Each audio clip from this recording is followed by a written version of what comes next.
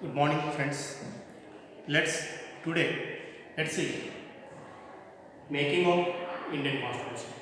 In our last class, we have seen what is Constitution, meaning of the Constitution, and types of the Constitution. There are two types of the Constitution. One is written, unwritten. Written Constitution is also known as enacted Constitution. Unwritten Constitution is also known as evolved Constitution. Further, it can be again classified into flexible and rigid. What is flexible? Flexible means which can be easily amended, which can be easily changed. Rigid means rigid constitution cannot be changed immediately or easily. It needs a special procedure of amendment or change. So that is a rigid constitution. Then come back to the making of Indian Constitution. How and when the Constitution of India was prepared. Actually, the process of making of Indian Constitution starts with the 1773.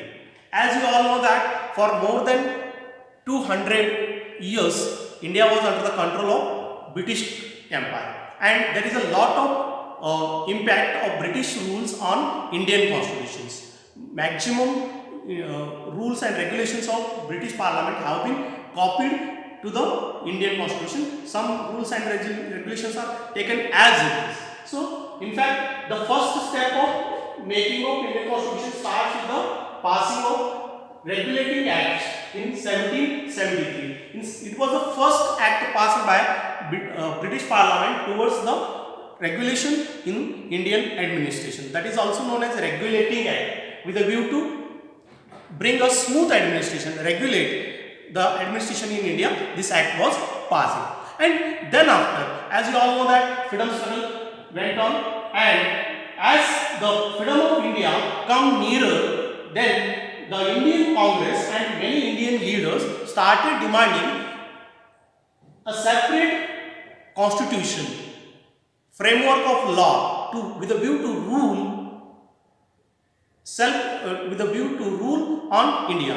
The main aim of making of Indian Constitution was to end the British rule and to declare India to be a republic state, India to be an independent republic state. So, in this regard, the first demand of the Constituent Assembly was made by Mahatma Gandhi in 1922. Mahatma Gandhi ji, after non-cooperation movement, he put a first demand that to establish a Constituent Assembly to frame an independent constitution for independent India and make India to be a republic state. Then after, the similar demand was made by the Nehru Committee in 1928. It is a Motilal Nehru Committee which made a demand for establishing a Constituent Assembly for framing of independent constitution.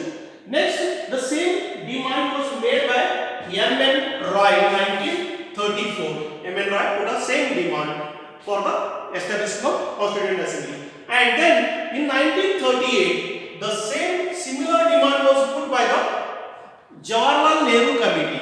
It's asked the British Parliament to establish a Constituent Assembly for the making of Indian Constitution. And then in 1935, the Congress session was held, and officially Indian National Congress demanded for the establishment of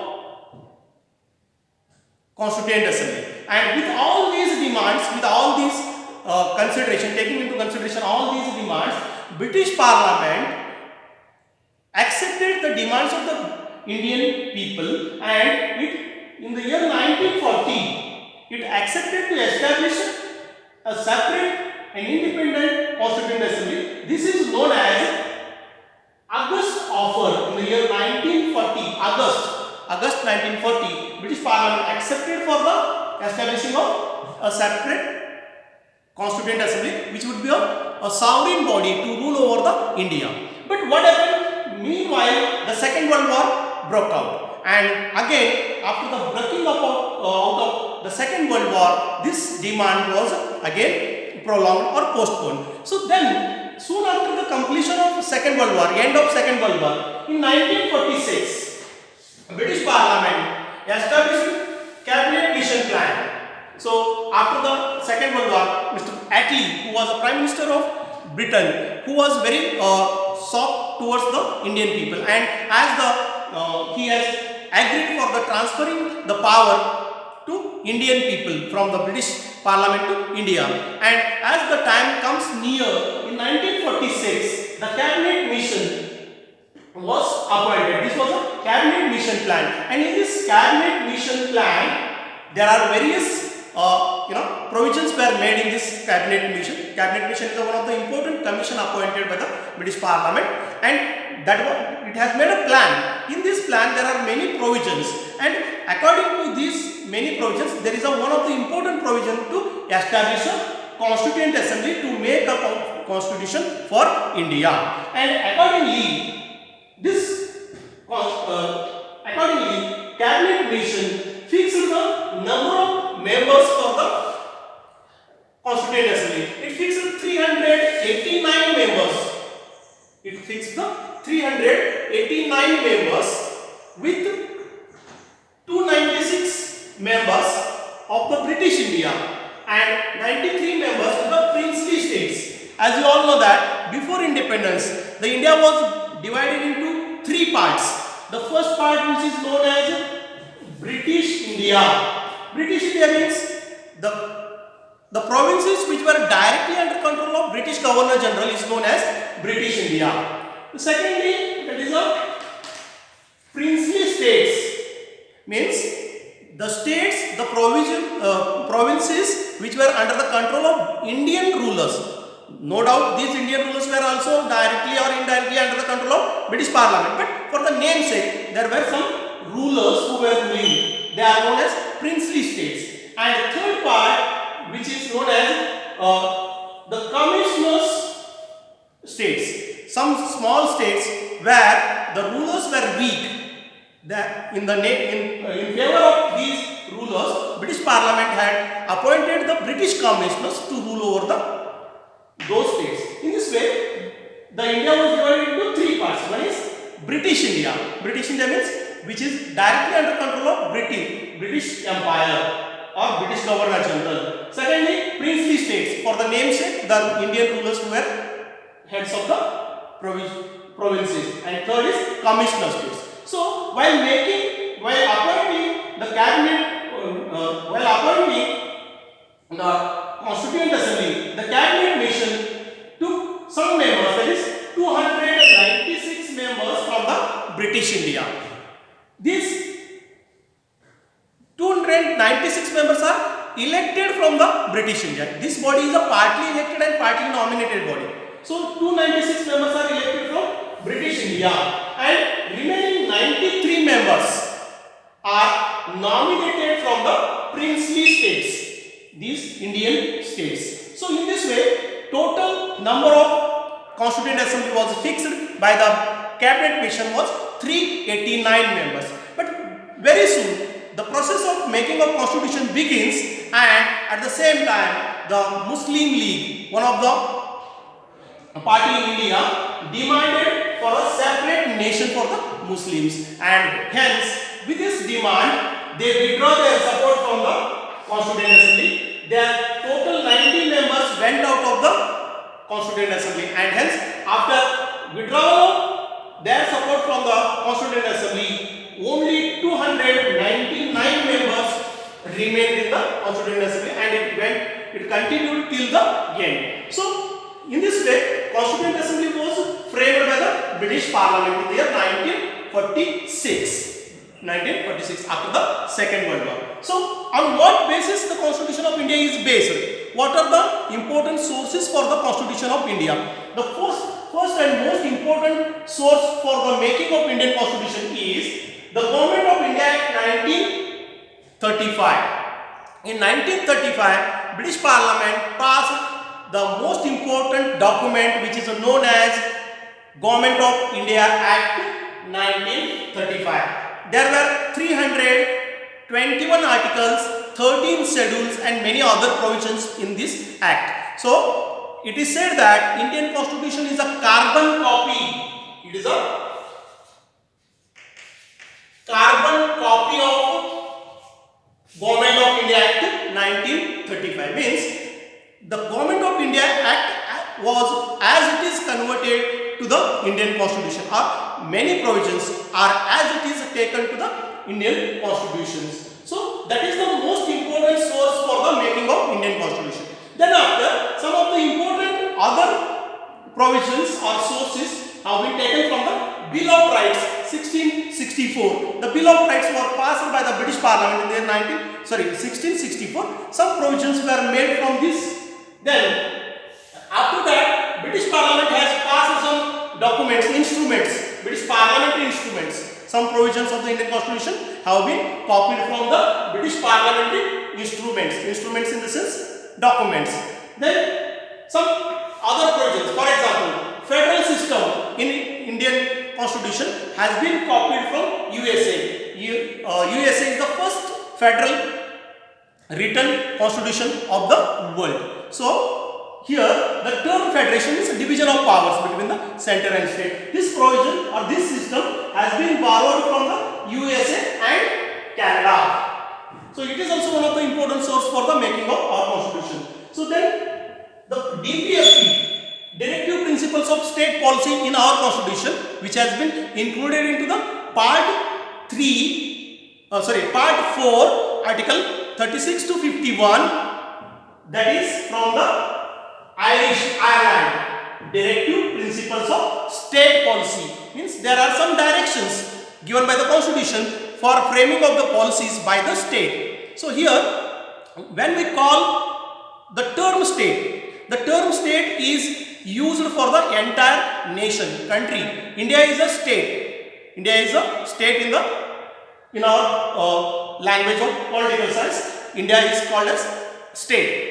Not the state like Karnataka or Maharashtra. Whenever I use the term state, means India. So US, United States, USSR, United States of Soviet Russia. In this regard, India is also regarded as a state. Means here DPSP are the directions to a state. Means directions to the government, to Indian government or Indian state. So this provision of DPSP has been borrowed from Ireland. Then Indian Constitution has taken a lot of inspiration from the American and French Revolution. In 1776, American Revolution took place. The American Revolution was fought for the 8 years, 1776 to 1883. And after 1787, the first written federal constitution come into existence in the world, and that is the American Constitution. And hence, Indian Constitution has received a lot of inspiration from the American Constitution. Similarly, in 1789, soon after the American Constitution, soon after the American Revolution, French Revolution was also started. It was nothing but it was a result of American Revolution, and some important provisions from the French Revolution, that is liberty, equality, fraternity, and many other provisions which has been included to the Indian preamble of the Constitution, they are copied from the French Revolution. They were the watchwords of those days.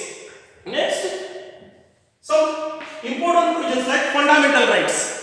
In our Constitution, the Constitution offers 6 fundamental rights to the Indian citizens. Actually, there were 7 rights. Originally, there were 7 rights. Part 3 of Indian Constitution, Article 12 to 35. Part 3, Article 12 to 35 deals with fundamental rights. Fundamental rights are nothing but they are the provisions, they are the integral part of individual life, which are essential for the development of individual personality. So, this provision of fundamental rights has been borrowed from USA. USA is the first constitution to offer the fundamental rights to its citizens. Then it has also borrowed from some provisions of the fundamental rights are borrowed from the Russian constitution, USSR. Similarly, we have borrowed independence of judiciary. Indian constitution. Here, Indian constitution gives independence to the judiciary. We have 3 important organs. One is legislature, which is a law-making body. executive, law implementing body, and judiciary is a judgment making body. So with a view to impart impartial judgments to the people, judiciary is kept free from the control of legislature and executive. Nor the legislators or the executives can put a control or can impress on the law making judgment making process of the judiciary. Article 50 of Indian Constitution, under the part 4, it ensures independence of judiciary. So that is the most important provision, has been borrowed from USA. Then justiciable fundamental rights. As you have seen that there are fundamental rights, 6 fundamental rights at present, but these rights are not only the fundamental in the sense they are justiciable. Justiciable means if you do not get the rights, you can go to the court and ask for justice. So that is a justiciable right which has been borrowed from USA. And also we have judicial review, the system of reviewing.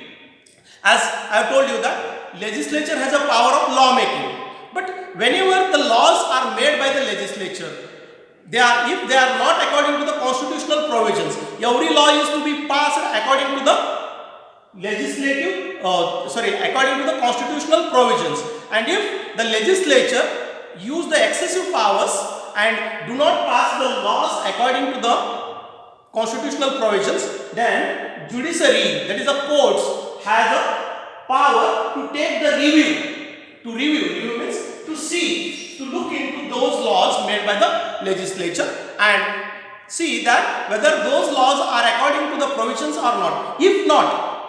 If the laws are not according to the provisions, such laws can be declared as null and void, or they can be cancelled.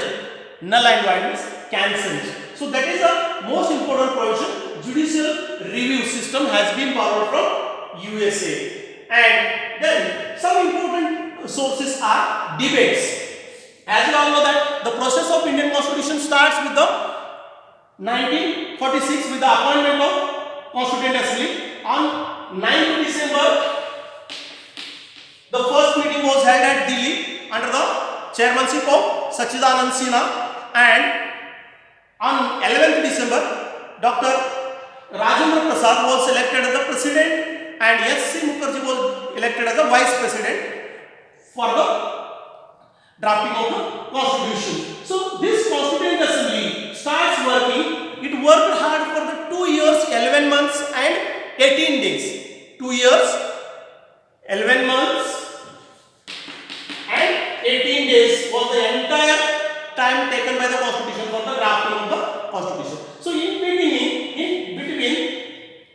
there were many debates held. So these debates are debates of the Constituent Assembly, or there were some recommendations, suggestions, critiques, and all those which have been debated, discussed in the Constituent Assembly are taken as a source for the making of the constitution. Then apart from that, there are some recommendations and criticisms. Many times those policies made by the Constituent Assembly has been criticized by many opponents. So such criticisms are also taken as a sources for the making constitution. Then ordinances are the orders passed by the parliaments. Actually, ordinance is an executive order passed by the head of the state. So the British Parliament has passed some ordinances, and such ordinances are also taken as the sources for the constitution. So this is all about the sources of Indian Constitution.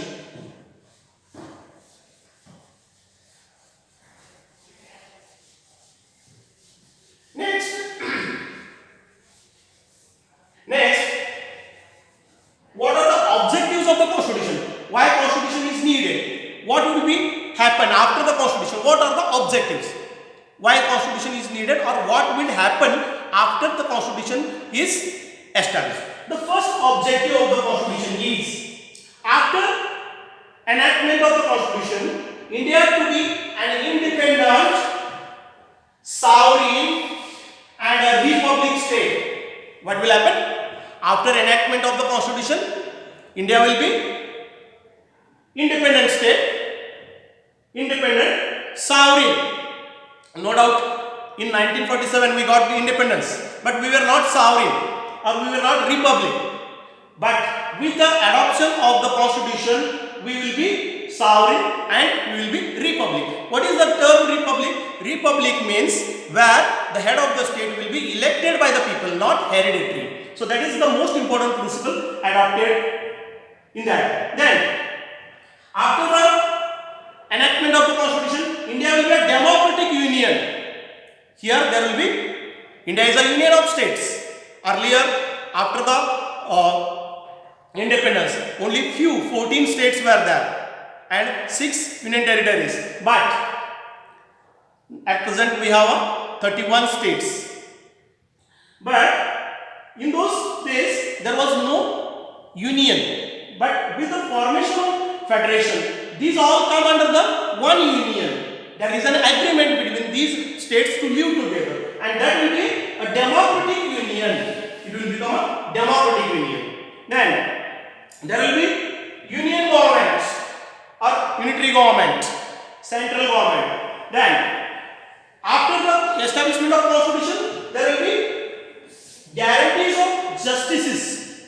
Our constitution in its preamble guarantees 4 important justice. That is justice in the field of social, economical, political and equality.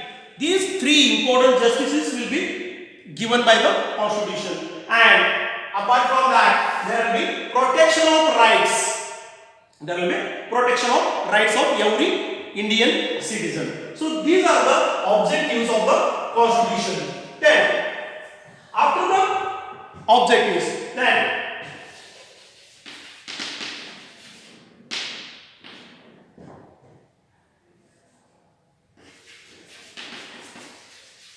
Constituent Assembly. What is Constituent Assembly? Constituent Assembly is a body framed to established to frame the constitution. Entire powers of making of the constitution is given to this Constituent Assembly.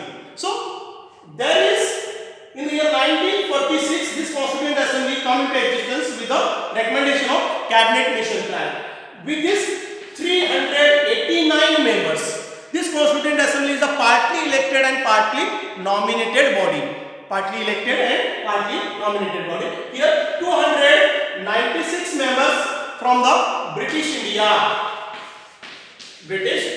India and 93 members are from princely states were taken into consideration, and 389 members were appointed to Constituent Assembly. But very soon in 1946, after the election, the Muslim League withdrew its support. 90 members of Muslim League come out of the Constituent Assembly and only 299 members remain in the Constituent Assembly. They worked till end of the framing of Constitution. So the first meeting of the Constituent Assembly was held on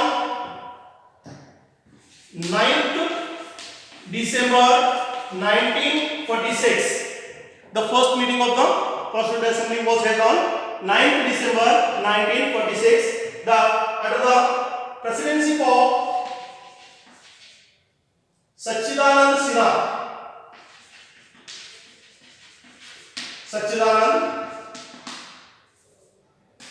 Sinha was the president of this meeting, and on 11th December 1946, Dr. Rajendra Prasad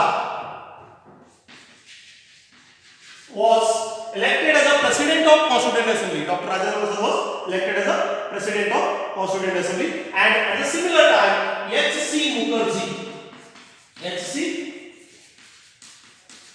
Mukherjee became the Vice President. So in this way, the Constituent Assembly started working with this first meeting. It took around 2 years, 11 months. Just now I told you that 2 years, 11 months and 18 days to preparation of the constitution. In between, two rough drafts were published. In the year 1948, October 1948, the first draft was published, and February 48, second draft was published, and the final draft was prepared by the Constituent Assembly on 26th November 1949, and it was submitted to the Constituent Assembly by a drafting committee. So this is all about the making of constitution and the sources of the constitution. Let's stop here. We'll back tomorrow with the various committees, including drafting committee and other committees of the constitution. Thank you.